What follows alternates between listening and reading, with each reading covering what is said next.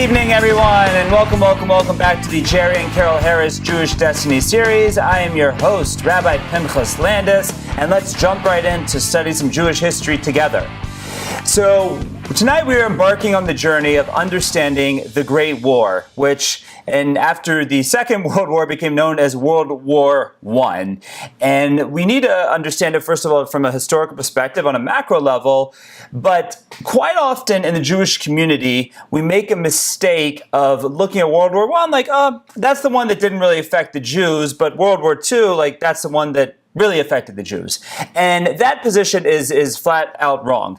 First of all, in more ways than one, as we'll discuss in subsequent sessions, World War II was just the culmination of World War I. Even though the two wars were officially separated by 30 years, were separated by certain treaties, we're going to see that World War II could have never happened if it wasn't a sequel to World War I. So, if we look at the magnitude of the numbers of the Churban of Europe, of 6 million Jews being slaughtered, that starts with World War I. So when we talk about the Churban of Europe, the Churban of Europe really is the whole first half of the 20th century. It begins with the events at the beginning of the 20th century, which lead to World War I, and that culminates in World War II. But this is not just a sort of on this in the study of war and a socio-political level, but really if we were to look at World War I in a vacuum without a World War II, it would have been the greatest watershed moment of Jewish history, quite possibly since the destruction of the second Beis Hamikdash, or the Second Temple.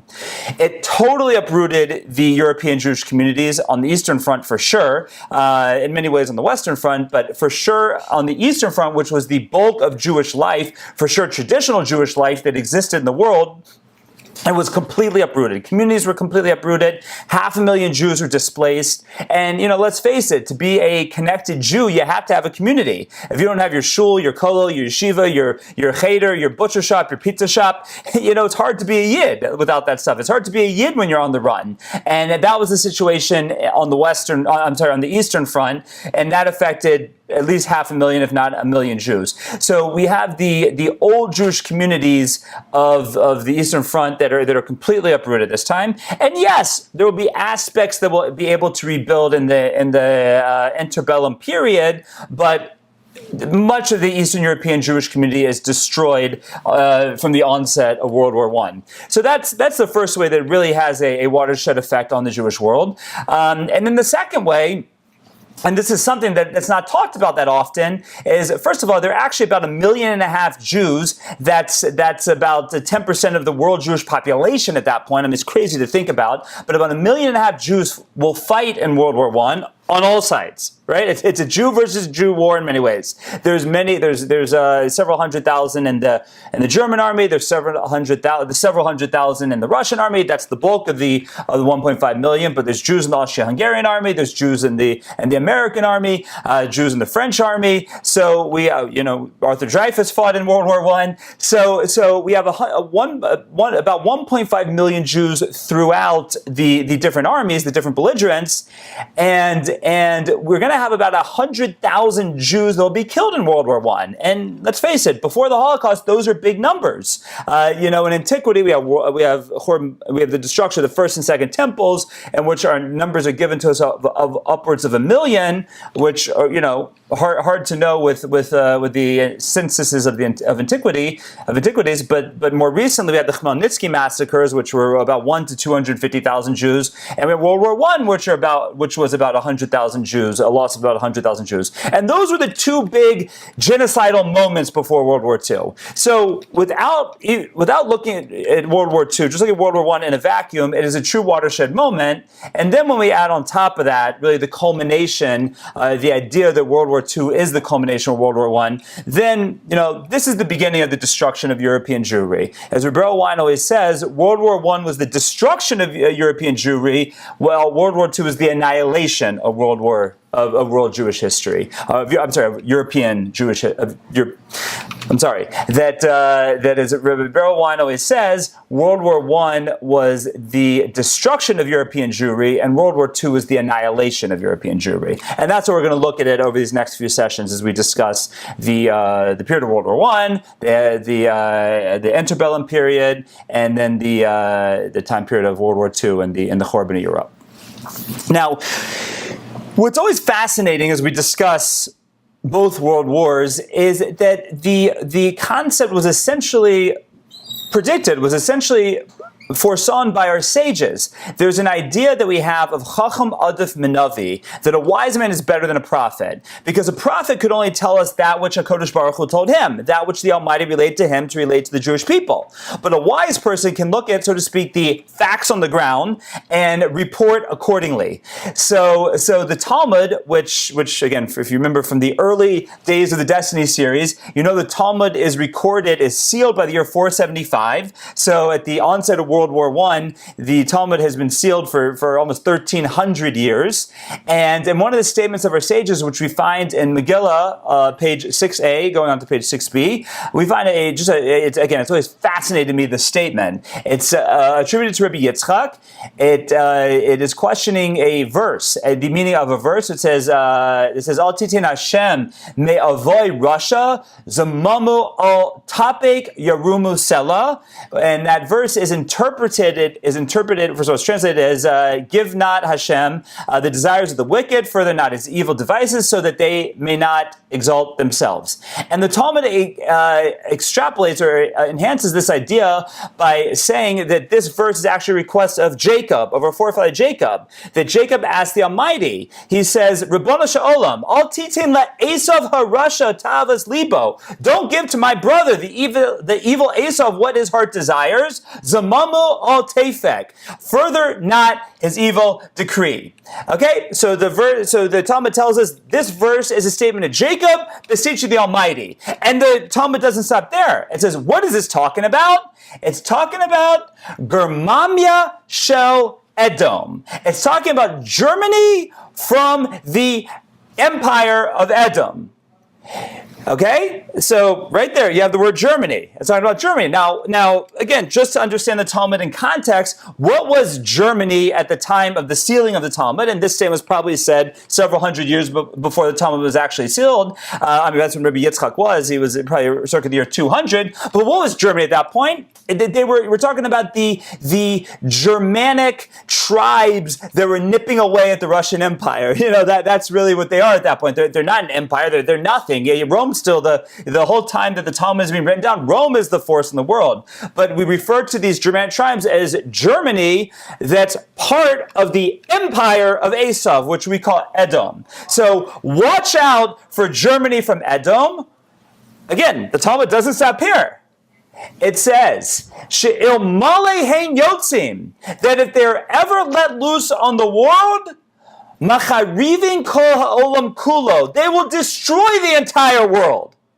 So at a time when Germany's nothing more than these Germanic tribes, at best, they're nipping away at Rome, our rabbi said, watch out for them. They are the seed of Esav. They are descendants of Esav. And if their forces, if what is inside of them was ever let loose on the world, it would destroy the entire world. But the Talmud doesn't stop there. And again, this is mind-blowing. The Talmud goes on to describe what goes on amongst the Germanic tribes. It says there are there are 300 young princes with crowns tied to their heads in Germania Sha'adom. And there are 365 chieftains in Rome. And they go out and they fight each other. Right? Rome fighting Germany. They fight each other every single day. And if this dispute was ever able to be settled, and they could agree on a king, and they could be united, that would lead to the destruction of the whole entire world. From these days when the Talmud is written, the Roman Empire is starting to fall apart. The Germanic tribes have what to do with that falling apart. The Roman Empire finally splits. We have the Byzantine Empire, which becomes in the Roman Empire in the West, which becomes the not so holy Roman Empire, and we have Germany's influence rising within the remnants of the Roman Empire over the course of the next 1,300 years. But one thing that is consistent from the time period of the saying of the Talmud until the late 19th century is that Germany was never a unified empire.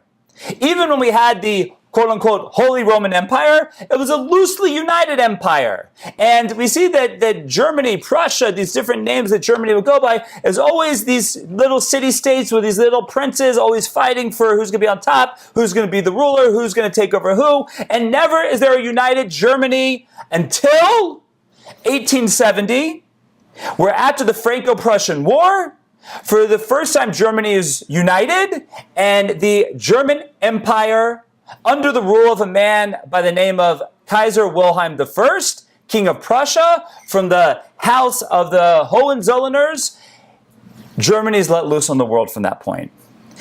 And at that point, Germany starts its armament, Germany starts its imperialistic aims, and that's the beginning of the German Empire, which will last in name until the end of World War I. And it is referred to as the Second Reich. This is the second great German empire because there was an original attempt earlier. And then we know Hitler's going to come back and reinvigorate that as the Third Reich. And we know that in this time period with Germany being let loose on the world, they almost destroyed the entire world in World War I, and they almost did it again in World War II. So we see that as we're discussing these ideas of World War I, which will lead to World War II, and then we look at it and see that it was literally predicted by our sages in the Talmud. First of all, it gives us pause. It should lead us all to say, wow. But it also we should appreciate just the wisdom of our rabbis, that they were able to see in the descendants of Esau, through those who had settled in the Germanic areas, that they were the ones, not the ones in Italy, not the ones here, not the ones there. Right? Esau's descendants were everywhere at that point, and at this point for sure. But it's going to be those who had trickled down into Germany, that they're the ones that if they could ever get their act together and unite, they would destroy the entire world. And they took two swings, and we're going to see they came very close in both attempts, in both World War I and World War II. Now, as Germany is finally unified in 1890 under the king, Wilhelm I, there's still as much as he is a king and it is an empire, and there is an emperor, there's still a government that has a lot of power, which we see will change after his death. But the chancellor of Germany at this time, who we actually mentioned last week, Otto von Bismarck, who will be the chancellor of Germany until 1890. So from 1870 to 1890, he'll be the longest ruling German chancellor, and he will be the one who will really set into motion the armaments, the imperialistic aims, and really be the one given the credit or blamed for the expanding of the German Empire that will lead to World War I. Now, what will happen is everyone knows that obviously Wilhelm I isn't going to live forever, and he has a son Friedrich III who will take over in his death. But the problem is Friedrich III gets sick, and by the time he's appointed the Emperor of Germany, he already has cancer, and he'll only rule. Not really, mainly from a hospital bed, but will only be the king of Germany for 3 months. So Otto von Bismarck never really plans on how to deal with the heir apparent of Friedrich III, who is Wilhelm II. And so he never makes a plan, he never thinks it out, he never plans for Germany. And in 1888, when Friedrich III dies and Wilhelm II comes to power, well, from the beginning, Otto von Bismarck and Wilhelm II clash, and by 1890, Otto von Bismarck will be gone, and Wilhelm II will be the supreme ruler of all of Germany, and will be the one that we look at for really throwing the world into World War I. As we discussed last week, as we were discussing the antebellum period and the build-up to World War I, we discussed all the political alliances, the arms race, and as Otto von Bismarck, the Chancellor himself, said, it will be some damn foolish thing in the Balkans that will lead to the outbreak of World War. And sure enough, we're going to see that's exactly what is going to happen. So, as everything lines up before the war, we have Germany producing billions of shells, and which will be basically used up in the first month of the war. And then we have the different alliances. We have the Triple Entente, which is France, Russia, and England. And on the other side, we have what becomes known as the Triple Alliance, which is Germany, Austria-Hungary, and Italy. Italy will never enter the war on the side of the Germans. They'll eventually switch sides and go with the Triple Entente. And then after the war breaks out on the Eastern Front, we're going to see that the Ottomans, hungry to get back some of the land that they had lost in the Balkan Wars and the different crumbling of their empires that had been going on, the Ottomans would join on the side of Germany to try and get some land. Now, it could be argued that Germany's downfall was really their bad partnership, their bad alliances, because both of these empires, Austria-Hungary and the Ottoman Empire, are just decrepit, corrupt, terrible empires, and that corruption goes all the way down to the armies, and Germany has to spend more energy bailing out the Austro-Hungarians and the Ottomans than the Austro-Hungarians and the Ottomans even help the Germans. So, as the what-ifs of military history have argued, quite possibly if Germany had gone it alone, had not sided with, we're going to see it's only because of Austria-Hungary that the war starts, but again, like Otto von Bismarck said, it could have been any damn foolish thing in the Balkans that could have caused it. But be it as it may, if Germany had gone it alone and told Austria-Hungary to sit back and not gone into an alliance with the Ottomans, it could be that would have led to Germany's victory. So they made a number of bad partnerships that will really affect everything. Okay, so as the scene opens on 1914, which will be the year that the war will break out, and really the author, my favorite author on this time period we've quoted before, is Barbara Tuchman. She wrote a number of books on World War I. She wrote The Proud Tower, which talks about the prelude to World War I. She wrote Guns of August, which discusses the first month of World War I on the Western Front, and she wrote the Zimmerman Telegraph, which talks about America getting involved in World War I. All wonderful books to understand the genre, and anything about Barbara Tuchman is wonderful. And also the Bible and the Sword about Britain's relationship with land of Israel, which culminates in World War I and goes up through the British Mandate. So all these books are fascinating for understanding World War I. So, but just to set the scene of some of the things we discussed, we had the Balkans, where the area that was looked at to be where it was all going to spark from, because there was so much discord in that area, or I should say discontent in that area, and there had already been revolutions for about 10 years. We had Bulgaria, Greece, Serbia, and Montenegro that had already seceded from the Ottoman Empire, and in the year leading up to World War I, we had the Balkan Wars, in which first Bulgaria, Greece, Serbia, and Montenegro fought the Ottomans for their independence, and then Bulgaria tries to fight the others to be the supreme head of it. But that was the background as we lead all into the summer of 1914, which is when war is going to explode. And the straw that broke the camel's back for all this tension, or the flicker that will ignite the tinderbox, that is always mentioned by historians, was the assassination of Archduke Franz Ferdinand of the Austro-Hungarian Empire, who was the heir apparent of Hans Ferdinand, of the Emperor of the Austro-Hungarian Empire. So he and his wife were assassinated in Sarajevo.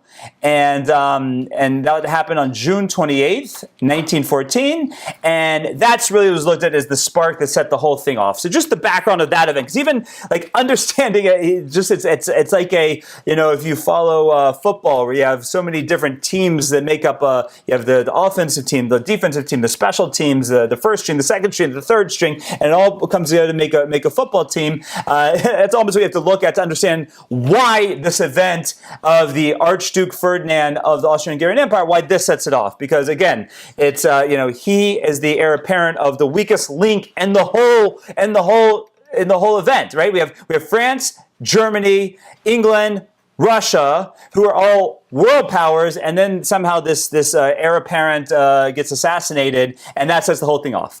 So here's what happens. So leading up to it, we had something referred to, actually happened in 1908 as the Balkan Crisis, or the first Balkan Crisis. And in that crisis, Austria-Hungary. This was after a lot of the unrest had started in the Balkans. So Austria-Hungary announces that it is going to annex Bosnia and Herzegovina. And they will be territories that were formerly part of the Ottoman Empire. They had already, as the Ottoman Empire had started to crumble, they had already come under the Austro-Hungarian administration since 1878. And here, in this, what's called the Balkan Crisis, the Bosnian Crisis in 1908, Austria-Hungary annexes Bosnia and Herzegovina. And this was, of course, denounced by all the major world powers, but there's like this whole wink-wink going on because they're all cousins, right? The Habsburgs and Austria-Hungary are part of that whole family tree that we discussed. They're not first cousins like France, England, and Russia were, but they're second cousins or whatever. They're part of the same family. So even though it was denounced by the other world powers, it was a wink-wink, and Austria-Hungary Empire, the Habsburg Empire, annexes Bosnia and Herzegovina.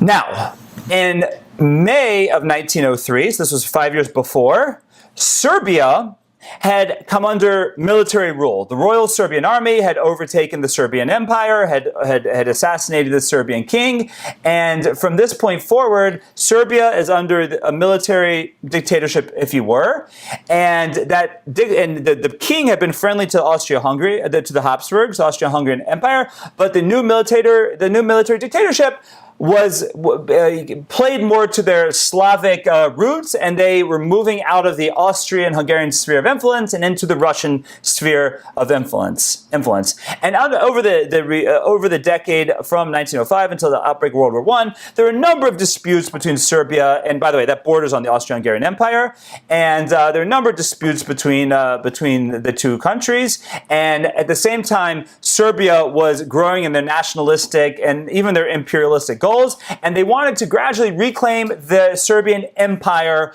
of the 14th century, which included parts of Austria-Hungary and included the other Balkan states, and this was what was going on in Serbia. So, in 1908, that had already been going on for 3 years. So the Serbian military's success combined with the Serbian outrage over the annexation of Bosnia-Herzegovina, because the Serbians wanted Bosnia and Herzegovina.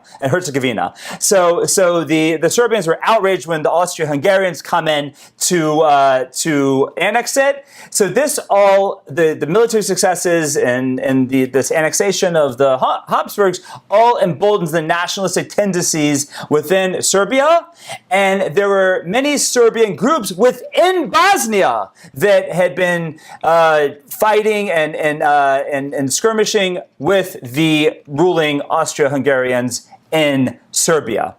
Okay, so that's the background. What this leads to is when the Archduke, or the Crown Prince, if you will, the heir apparent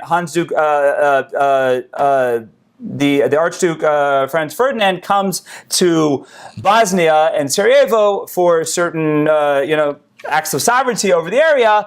That's what sparks the plot. And it was a Serbian militant group that was connected. It wasn't directly part of the Serbian government, but it was connected to the Serbian government and to the Serbian military. It had connections. So that group conspires and assassinates Archduke Ferdinand and his wife. And that sparks what is known as the July Crisis. So the assassination happens at the end of June 28th. Then we have the July Crisis, in which diplomacy runs its course. There are numerous unsuccessful attempts to avoid the conflict because no one really wanted the war, except for maybe Kaiser Wilhelm II, but no one wants this war. And so there's all kinds of diplomatic attempts at avoiding crisis. What Austria did is they made all kinds of demands on the Serbians to avoid war. Because they felt, and rightfully so, they felt the Serbian government was directly behind it, not just attached to it, but directly behind it. And finally, on July 23rd, Austria delivers an ultimatum to Serbia, and they list 10 demands that are intentionally unacceptable to the Serbians. Now, the Serbians actually accept 9 out of 10 of them, right? But it was that 10th one that led to the explosion of war. So when July 23rd, Austria makes an ultimatum.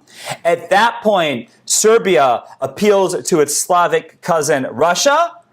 Russia comes to the defense of Serbia after the Austro-Hungarians declare war on Serbia on July 28th. So at this point, we have the Austro-Hungarian decrepit empire declaring war on this little, you can't call it empire, this little state of Serbia on July 28th.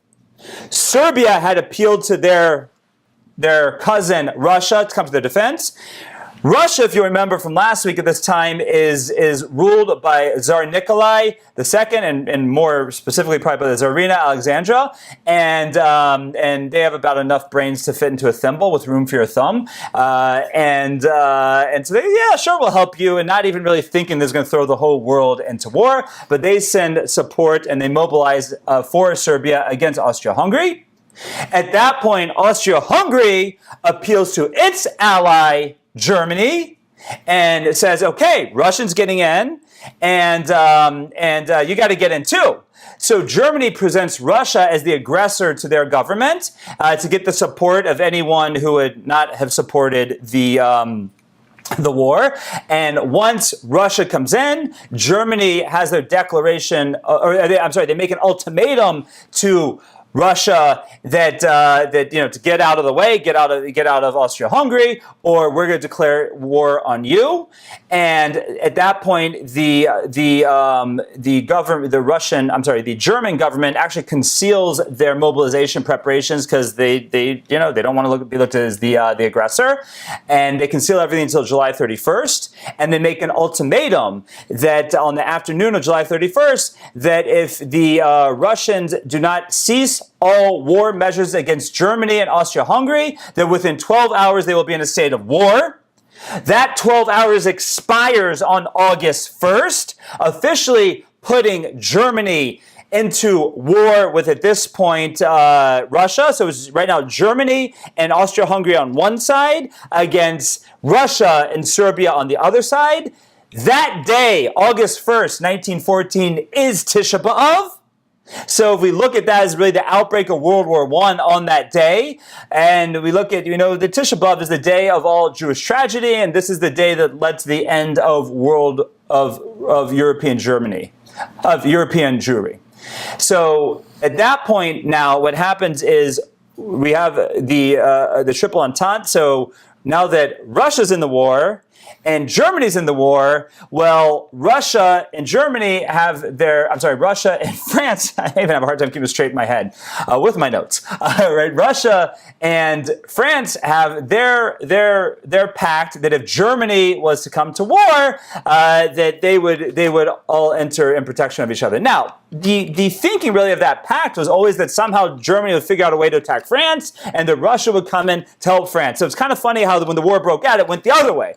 Russia actually comes into war first, so France has to come in to their defense. So at this point, France mobilizes, but on the defensive at this point. So at this point, everyone's mobilized. Oh, and by the way, England is part of that treaty also. So England sort of starts to mobilize at this point. So at this point, again, Austria-Hungary declares war on Serbia.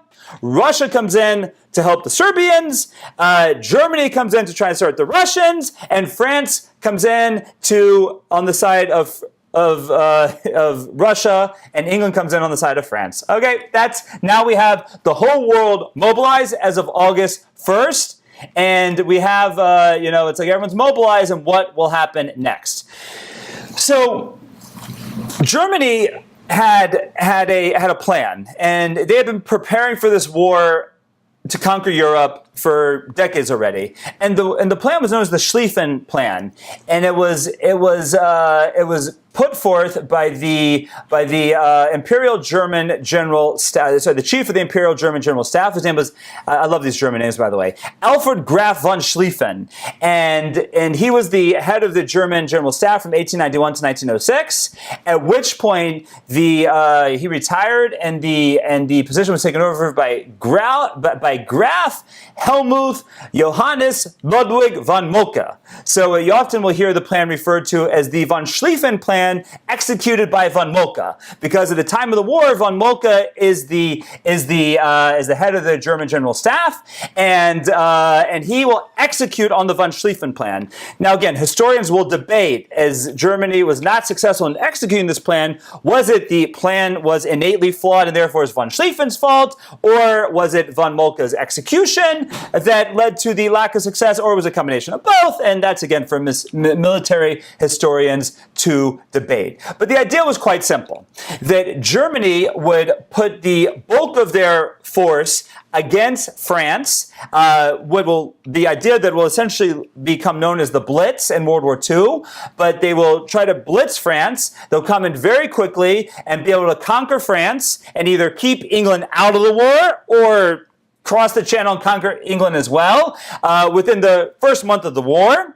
After France will be conquered and be part of Germany, then Germany will send their army to the Eastern Front and deal with the Russians. And that was essentially the von Schlieffen / von Moltke plan. Part of this was that as France always expected that if and when Germany would attack them, they would attack through the shared border through the Ardennes forest. But Germany's plan was to violate Belgian neutrality. Belgium was a country that was created to be a buffer between France and Germany because the Ardennes forest is very hard to traverse. It's going to be terrible atrocities in that forest in World War II, because it's just very, very hard terrain to transverse and to fight a war in. So Germany, so even though Belgium had been created, which their neutrality was ensured by both Germany and France, it's supposed to be a buffer to prevent from war. Well, Germany's going to, again, make some ridiculous pretext and violate that neutrality and go through Belgium on their way to France. And that's going to be the real pretext that France will start shelling Germany before they even enter France. And that'll be the pretext for England to be able to send reinforcements to France when they need it, that violation of Belgian neutrality. So the idea was they would violate Belgian neutrality, not go through the Ardennes forest. They would come through, and then the northern flank would, when it gets to the English Channel, essentially come around and envelop all of France, envelop Paris, and that would be the end of the war very quickly, within a month. And that was the plan. And had they, again, what many military historians believe is had von Moltke been able to stick to the von Schlieffen plan, as was planned by General von Schlieffen, it would have worked. Germany would have conquered Europe, and that would have been that. But as we know, it didn't quite happen like that, and military historians have debated as to what exactly Germany did wrong. A lot of it is attributed to Germany totally underestimated resistance of the Belgian army, because Belgium was created as a neutral country. They only have a defensive army, but the defensive army proved to be successful in slowing down, not defeating the Germans, but definitely slowing down the Germans by a few days. They flooded all the rivers and the dikes of Belgium, so many of the Germans couldn't, they blew up bridges and all that stuff, so many of the Germans couldn't get through, many of them drowned, and then Germany needed their artillery in Belgium to be able to get through Belgium, and that took a few days. So the resistance of the Belgians caused about a week delay, if you will, for the Germans, but that week delay will make the difference. It'll give the time for France to try and catch up, give time for England to cross the channel, and it'll be the difference that will essentially, in the last moment, stop the Germans from enveloping Paris, enveloping France, and that will lead to the stalemate that we often talk about, the stalemate of the Western Front. Because what happens now is that again, Germany comes in, takes them about a week longer than they anticipated. Not only that, but they use up all their shells in the first week or first month of the war also. So they need a lot more firepower than they originally assumed from shelling Belgium and then shelling France. And Germany almost gets there. They get within about 27 miles of Paris. But when they get there, France, who's really on the end of their rope, about to be enveloped, then the British support comes in, and all of a sudden they're able to stop the Germans before they get to Paris. So this is one of the reasons why Barbara Tuchman's book is referred to as Guns of August, because it talks about just that first month of August. Because in that first month of August, we saw Germany almost win the war, but was stopped short. And then it becomes a war of attrition for the next 3 years. So what happens is Germany and France and England now essentially dig in with trenches that go from the English Channel to Switzerland, an area of almost 400 miles, if not more. And they dig in their trenches. And over the course of the next 3 years, there's these abilities to sort of break through it at specific points, and hope that if they can break through the points, they can somehow break this line of scrimmage of 400 miles wide open, but it never happens. And literally millions of Germans and French and British are killed just trying to throw as many as they can at that line of scrimmage and hoping he'll break through, and everyone's just getting killed. And that's what we see happen over the next 3 years. And millions are killed right there on the line. So, again, using terms that will later be used in the World War II, but apply over here as well, the Blitzkrieg becomes a Sitzkrieg. And for 3 years, the soldiers on both sides are living in trenches separated by no man's land outside of Paris. And that's the Western Front. That's essentially the bulk of the war on the Western Front, at least in the first month, and then leading to the 3 years of attrition after that. Now, after this stalemate on the West, now part of the von Schlieffen plan was that Germany would only take up strictly defensive measures against Russia until they finished with France and Germany. Until they finished with France and England. But the problem is they didn't finish with France and England in the first year. So Germany has to give, not only do they now have the stalemate on the Western Front, they have to use a lot of their resources on the Eastern Front. Now, just to look at the numbers again, I forgot to mention this before. The Triple Entente and the Allies against Germany represent about 250 million citizens compared to about 65 million citizens. So just in population, you have Germany. While they had all their military developments, they just numbers-wise, they did not have the numbers they're going to go against. And we're going to see that even though Russia was completely out of its league in this war, they have the one thing that they always have. They have vast territory and they have numbers, and that's what's going to that's what's going to play into the Eastern Front. But what happens on the Eastern Front is France understands that if Germany only fights a one-front war, well, it could be pretty dire for France. But if Germany has to fight a two-front war, then France would have a chance. So France, as part of their Triple Entente, they beg Russia to come into the war, to take some of the weight off of France, and to go over to them. So France is about to fall, and Russia, with the lack of intelligence or bravado or whatever it was, they agree to come in the war. And Russia, completely inept, their plan was to attack into Prussia with both the northern flank and the northern army and the southern army. The two generals of the armies were bitter enemies. They didn't talk to each other. They didn't coordinate. There weren't more than 10 phones in the whole Russian army at that point. And essentially what happens is they come into Prussia. The Northern Army gets there first because they're not coordinated, and Germany knocks them off in a battle. And the next day or later that day, the Southern Army comes in, and Germany knocks them off in a battle. So you see about 2.5 million Russian soldiers are killed in a week. I mean, it's so bloody on the Eastern Front. And what happens at that point? Now that Germany's been attacked by Russia, they're looking at, number one, these early victories that are so outnumbered on the side of the Germans, and they're also remembering, if we talked about the Japanese-Russian War, the Russian-Japanese War, where Russia was completely embarrassed, and Germany thinks that, okay, it's going to be a cakewalk through Russia. So Germany isn't as scared about the two-front war because they think that it's going to be a cakewalk right through. And but what happens is that Germany and Austria will go on the offensive into Russia, but Germany will be successful marching through Russia, conquering large swaths of territory. But what will happen is Austria won't be so successful because they just don't have the army that Germany has.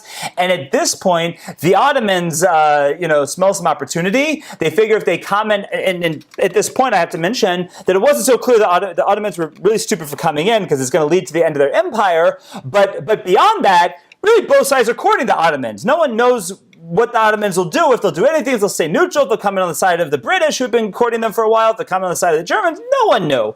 But the Ottomans, seeing the success that Germany is having in Russia, and they want to get their Balkan states back, so they decide to come in on the side of Germany, hoping they can get something out of it. We're going to see they'll lose everything as a result.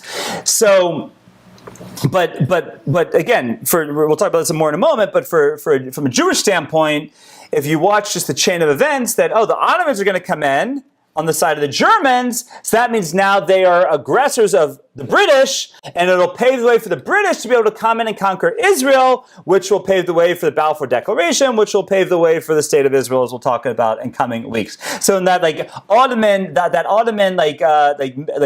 bad calculated plan to come to the war on the side of the Germans, well, that will be the poor strategic move that, as we say, a Mensch Schacht und God lacht, or God pulling the strings, that'll start the chain of events, the chain reaction of events that will lead to Israel becoming a state. Okay, so what happens is at this point, Russia loses.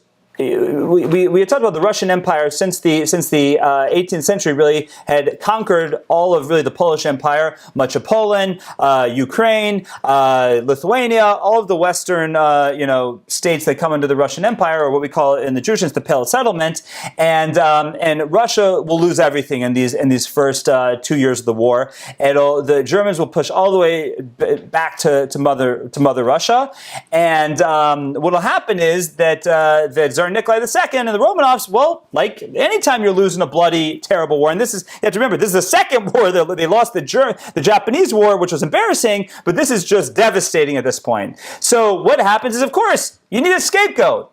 So who do the Romanovs make their scapegoat? Of course, the Jews. And there's a whole hate campaign that goes against the Jews in the Russian Empire. And the Jews are actually moved from the Pale of Settlement, because that's where a lot of the war is going on, because the Russians thought that they were traitors and they would side with the Germans, which, by the way, was not wrong, because what was just again mind-boggling at this time is Germany conquers Poland, Ukraine, and these areas. They are actually nice to the Jews. The Jews are treated well under German occupation, much better than they were ever treated by the Romanovs. So again, a crazy thing here, and this is part of why Eastern Europe is not going to know what's coming when Germany comes back again in the 40s, in late 30s and 40s, because in World War I, when Germany conquers the Jewish areas, the Jews are left alone under German rule in these areas. Now again, that's not to say the Kaiser was some sort of philo-Semite. He was not.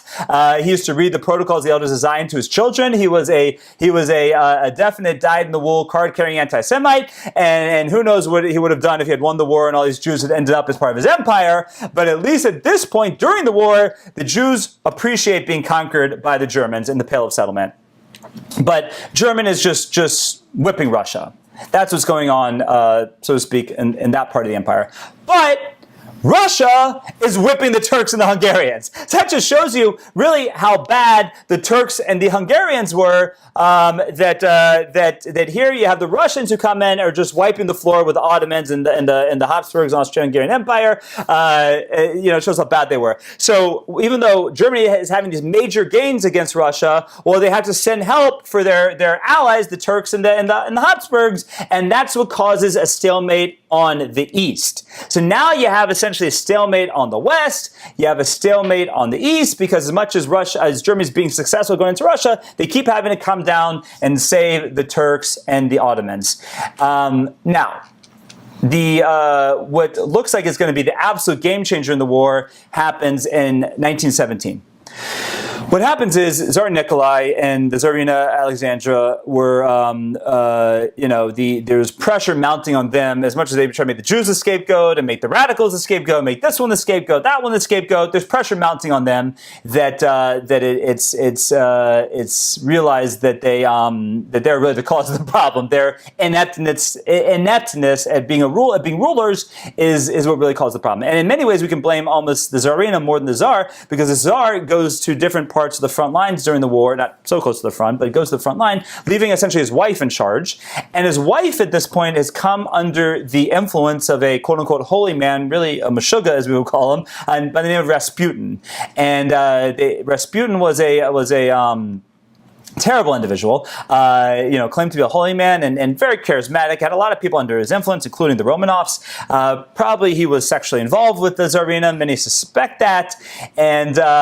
And he, now part of that relationship was that this royal family of Queen Victoria, beyond just the different genetic disorders that come about from marrying so many cousins, there was also, they were carriers of hemophilia. So you see many in the different empires, Austro-Hungarian, the Russian Empire, the British Empire, many of them developed hemophilia. And one of those was actually the one male child of the Tsar and the Tsarina. And Rasputin, as a holy man, supposedly, according to the Tsarina, was helping to cure the one heir who had hemophilia and was, what they looked at as their heir, the heir apparent of the Russian throne.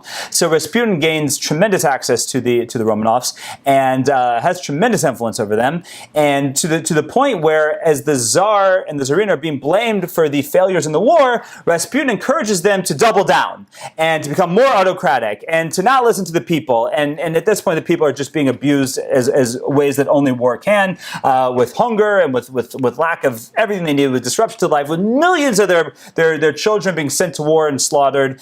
And the Tsar and the Tsarina by late 1916 are clearly being blamed for this, and Rasputin is one of the main instigators and is looked at as one of the main causes of the Russian demise. So on December 30th, 1916, Rasputin is actually assassinated in a plot which was ended up not being so easy to execute. He's tricked into coming to the home of a certain aristocrat that sided against the Romanovs. His wife was used as bait, and Rasputin never missed an opportunity for that bait.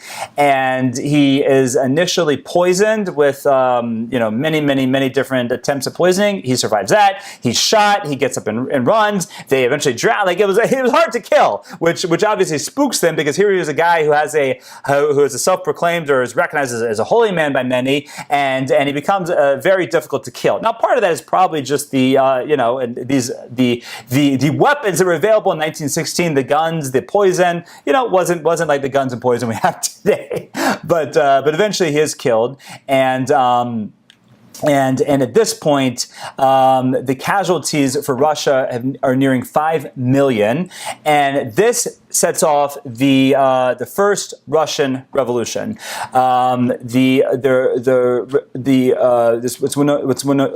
what's known as the February Revolution, and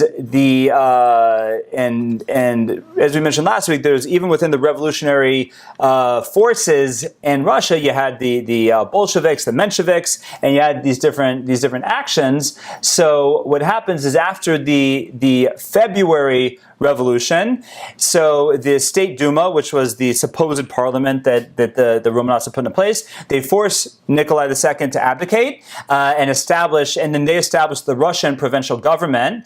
Now, the Russian provincial government confirms Russia's willingness to continue the war, but the Petrograd Soviets refused to disband, and they do not like the fact that Russia is staying in the war, and they start to collude with the Central Powers, with the Germans. At which point, after the February Revolution, the Germans help a man by the name of Vladimir Lenin who had been living essentially in exile in Switzerland at this point. They help him go by train from Switzerland and plant him into Russia on the 16th of April, 1917, after the February Revolution, and he just sees he becomes the leader he's the Bolshevik leader. He's the leader of the Bolsheviks. He becomes the leader of the Russians looking for, and they continue to see the discontent and the weakness and there's also the weakness of the provincial government, and the Bolsheviks start to plot against the provincial government. Eventually the Tsar and Tsarina are assassinated, and this leads eventually to the success and the popularity of the Bolshevik Party, which was led by Lenin, and the Bolsheviks demand an immediate end to the war. They just see that Russia has no chance here. It's tearing the country apart, and eventually that leads to the November Revolution. So the February Revolution is the revolutionaries against the Romanovs, leading them to abdicate, and that eventually, a few months later, leads to the November Revolution, which is the outbreak of war, the Red Army versus the White Army, the Bolsheviks versus the Mensheviks, and that leads to, just after the outbreak of the army and the Bolsheviks get the upper hand, to, in December, the Russians suing for peace, signing an armistice with Germany, and they begin negotiations with the Germans. So at first, the Bolsheviks Bolsheviks refuse the German terms, but then Germany starts marching troops across the Ukraine, coming unopposed, coming for Russia, and finally the new Bolshevik government agrees to a treaty known as the Treaty of Brest-Litovsk, and that is signed on March 3rd, 1918, and in that treaty it cedes all the territories conquered by the Germans to Germany, including Finland, Estonia, Latvia, Lithuania, parts of Poland, and Ukraine, and that's now all part of the German Empire, part of the Central Powers. Now, at that point, that doesn't calm things down in Russia, because what happens in Russia now is that really the civil war between the White Army, which is the Mensheviks, and or really not just the Mensheviks, it's everyone who opposes the Bolsheviks, but that's the White Army, and they go against the Red Army, the Bolshevik Army, and that war will go into 1923. Now, just understand what has happened here. That this is, again, the area that millions of Jews are living in. About 2.5 million Jews are living in this line of scrimmage area, the Pale of Settlement, or elsewhere in the Russian Empire. Now we have a situation where the Bolsheviks or really civil war is going on in Russia that will conclude with communist Russia and the Bolsheviks in 1923. So first of all, what this means is the Germans now are out of, there's no more Eastern Front, no more Two-Front War. They're able to transfer all their power back to the Western Front. And at that point, that's when many assume, amongst the French and the British, assume that everything's going to fall and Germany will win the war. So that, because things have been at a stalemate since 1914. Now 1917, it's just a one-front war.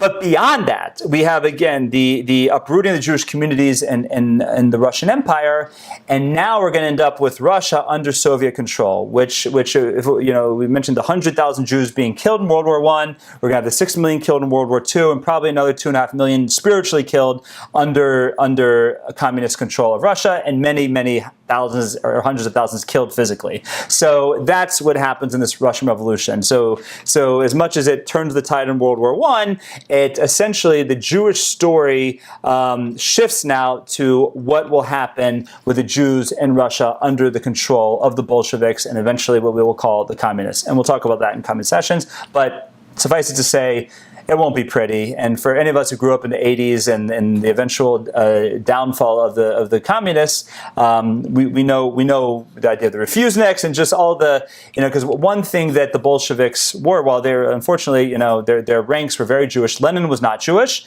but virtually everyone else was. Trotsky was, and many of Rosa Luxemburg, many leaders within the Bolsheviks who are Jewish.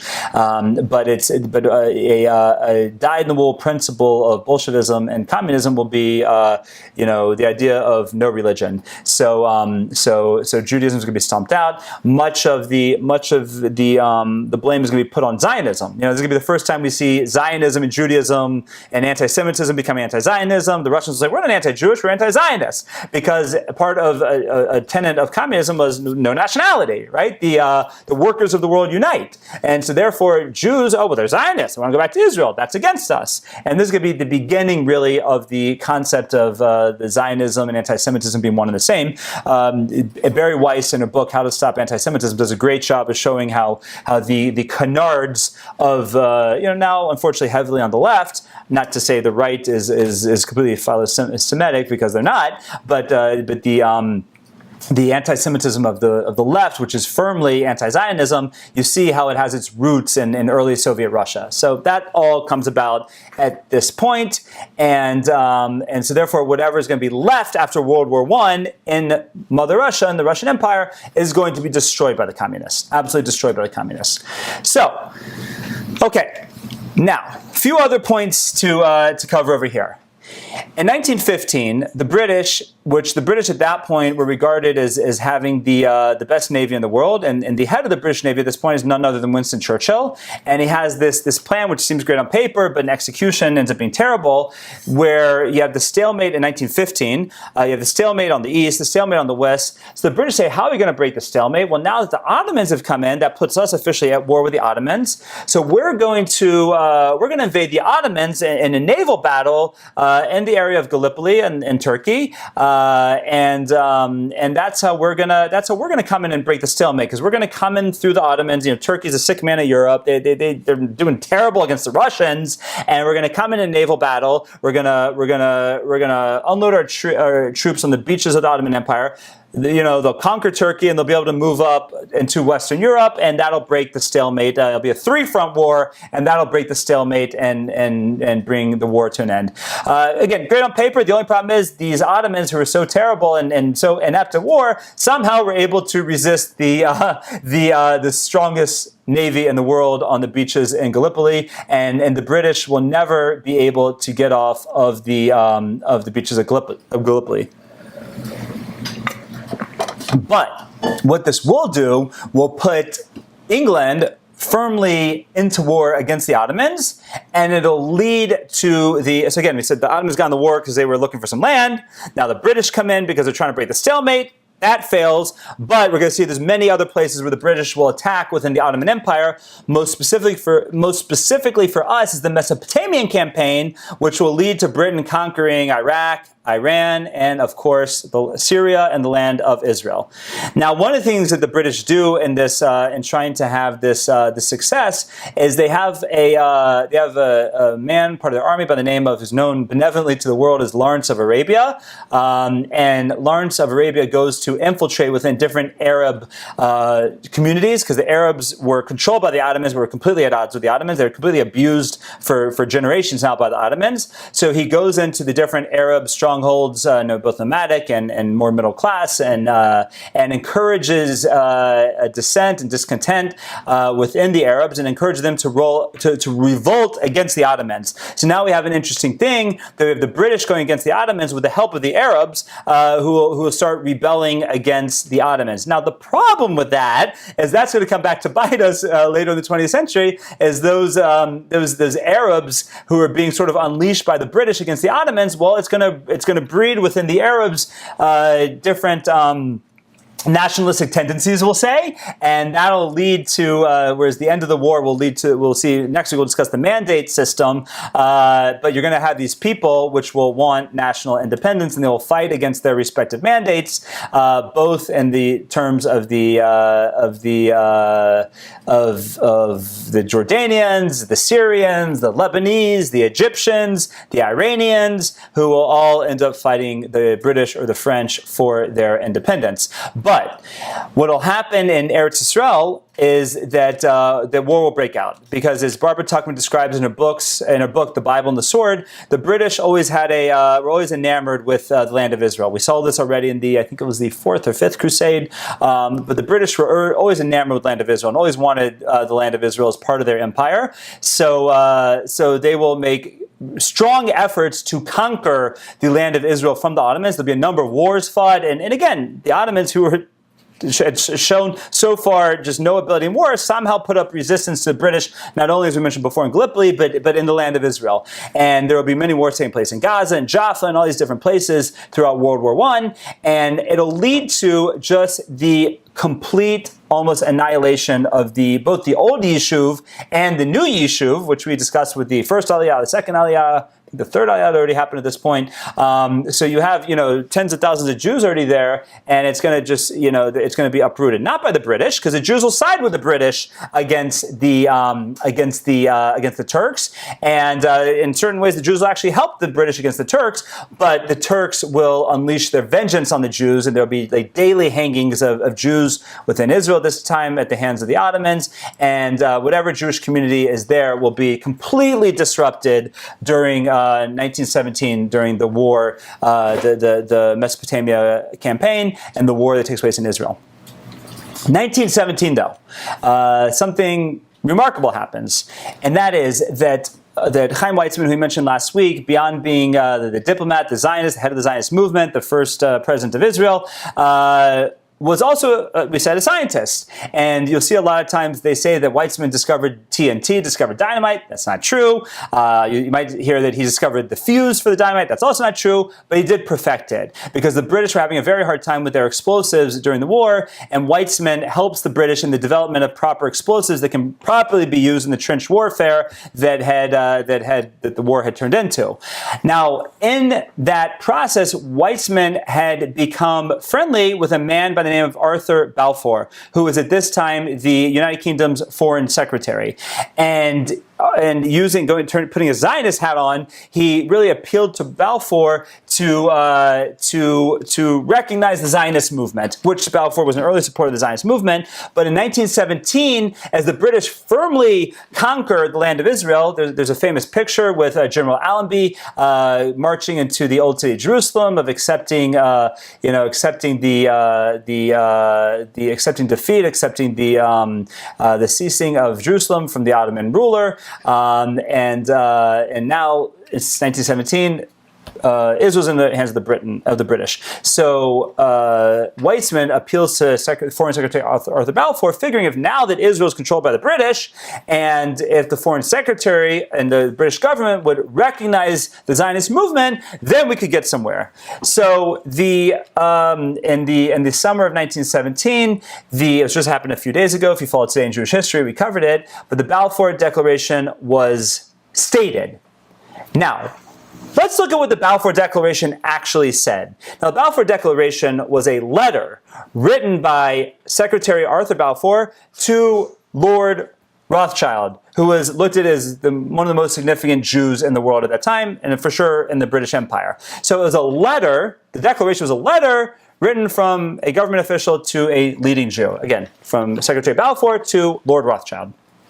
And the letter stated, His Majesty's government view with favor the establishment in Palestine of a national home for the Jewish people, and will use their best endeavors to facilitate the achievement of this objective, it being clearly understood that nothing shall be done which may prejudice the civil and religious rights of existing non-Jewish communities in Palestine, or the rights and political status enjoyed by Jews in any other country. That's the Balfour Declaration. And subsequent historians, governments, Zionist movement, etc., have all made an effort to interpret exactly what that meant from that point forward. For the Zionist movement, this was the world officially recognizing Zionism, essentially giving the land of Israel to the Jewish people. There's stories told that in Radin, the yeshiva in Radin, they put on big day Shabbos. They put on Shabbos clothes because they said, this is it. The political Zionism worked. That Israel has fallen under control of the British, and the British just said, we can have our homeland. What was kind of fudged over was two major things in this letter. First of all, is that the intention of the British was that, yes, Palestine should be a national home for the Jewish people, but whose nation? Their intention was always that it should be part of the British Empire, so that it would be similar to at this point, like India was, or like Australia or Canada. And again, all these countries have different connections to the British Empire at that point. But that was it. Supposed to be part and parcel of the British Commonwealth, the Jewish country within the British Commonwealth, and also it could not displace any native non-Jews or show any prejudice to any native non-Jews, and would mean nothing for the Jews of the rest of the world. So again, the intention of Arthur Balfour was, yeah, we agree with having a Jewish state as part of the British Empire. That was not even looked at by the Zionist movement. The other thing that was not really looked at by the Zionist movement, even by the British, was the idea of the non-Jewish communities in Palestine, because at this point there's already probably 500,000 non-Jews in the land of Israel that, as we said in the past few weeks, had come for the job opportunities that the Jews presented, and they're not going to be too happy with this. They're not going to be too happy with the British for saying this, and they're certainly not going to be happy with the Jews for thinking that this means they're going to have a national home on the land that they live in. Now, as we said, it's not like this area, these were transplants, right? These Arabs were mostly either A, transplants, or the ones that had been there for a while were serfs, were fetayin, were not landowners. But, they don't want to be controlled by the Ottomans. didn't want to be controlled by the Jews, didn't want to be controlled by the British, they didn't know who they wanted to be controlled by, but they knew that they didn't want to be controlled by the Jews.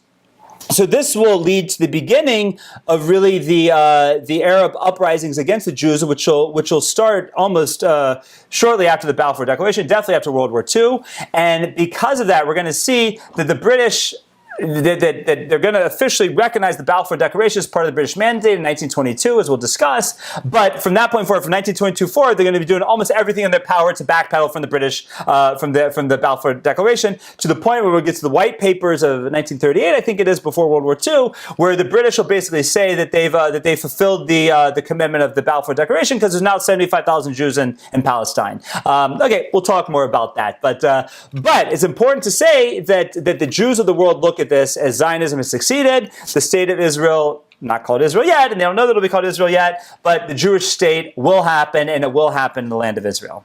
Okay.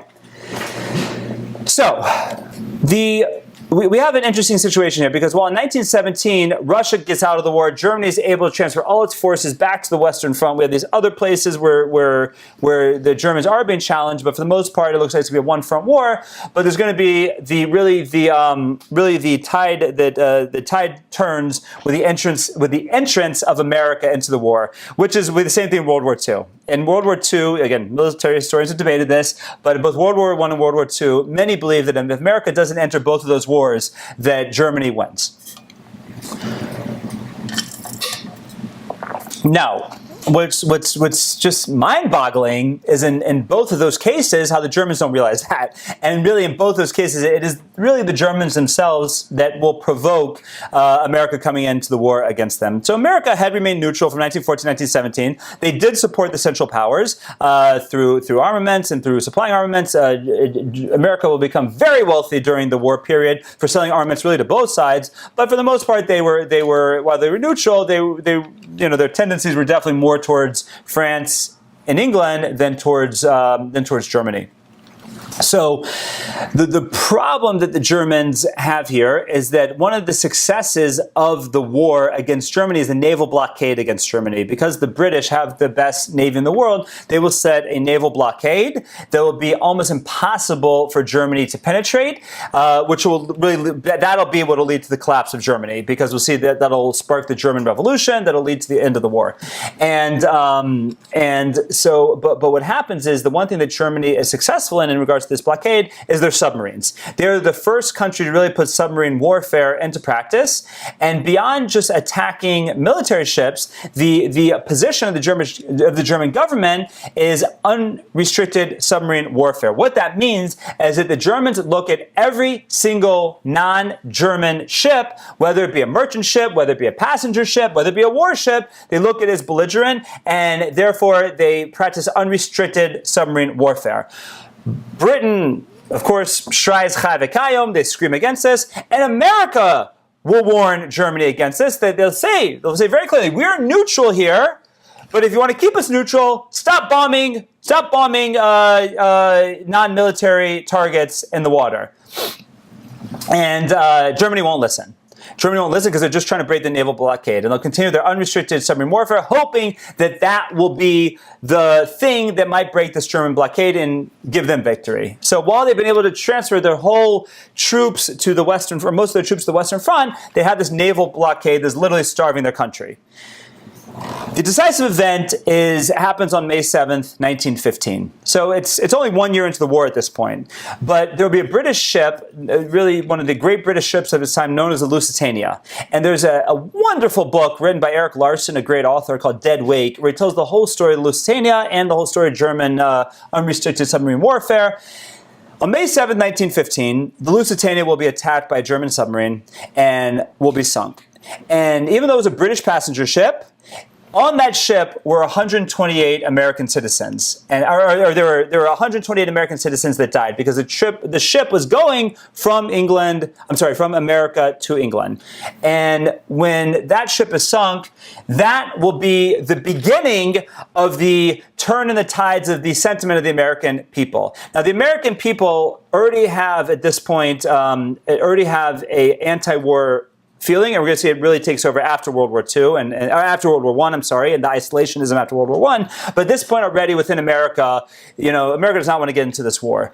And Woodrow Wilson, when he runs for president initially and then wins a second term in 1916, both of those are on a platform that we're not going to go into the war. Well, at least in 1912, it was definitely on a platform that won't get involved in any British war, and in 1916 as well.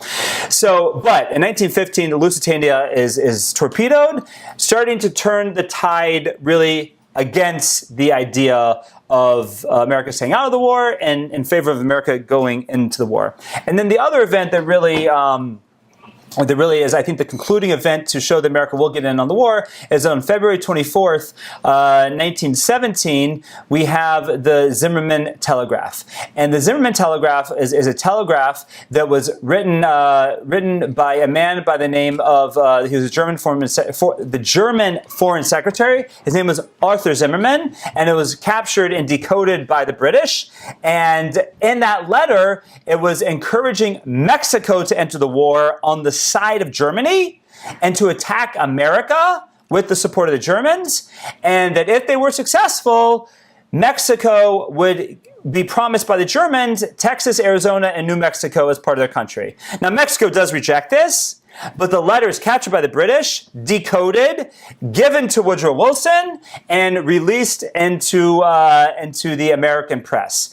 And that really is the thing that turns the tide to get America into that war. So the telegraph is presented by the British to the Americans on February 24th, and on April 2nd, Woodrow Wilson will ask Congress for a declaration of war against the Germans and their allies. On the side of the Triple Entente, on the side of Britain, France, and not Russia at this point. I'm sorry, Russia's out of the war, or just about out of the war. But America will enter the war, and that will be the deciding factor, because there will be 1.5 million fresh Americans that will be sent to the Western Front. And now what's interesting is America did not have a large standing army at this point. This is not long after the Civil War, 50 years. Reconstruction, and part of Reconstruction was not having a large army, but there was a draft, and there were many people who conscripted by choice because they wanted to fight against the German foe. And but those 1.5 fresh bodies of Americans that will be sent over to the Western Front, that'll be the difference. Germany will make one last-ditch effort to break through the lines, and that will fail tremendously, at which point France and England and America will go onto the offensive, and they will make their way into Germany. And at the same time, in Germany, the German people have had enough. It'll be the beginning of the German Revolution, and the Kaiser Wilhelm II will be forced to abdicate, and he'll run to the Netherlands, where he will live out the rest of his life in exile. And on the 11th hour of the 11th month of the 11th day in 1918, World War I will come to an end after many millions had been slaughtered, and people will think that this is it. The Great War was fought. The Great War had ended, and that is it. The world is done fighting a world war, and that's why it's called the Great War. The problem is we're going to see next week is the Treaty of Versailles, in which many missteps are taken to ensure that there will be a World War II. And that we'll discuss next week, and I look forward to discussing it with you. Everyone have a great week, and we'll talk to you again next week.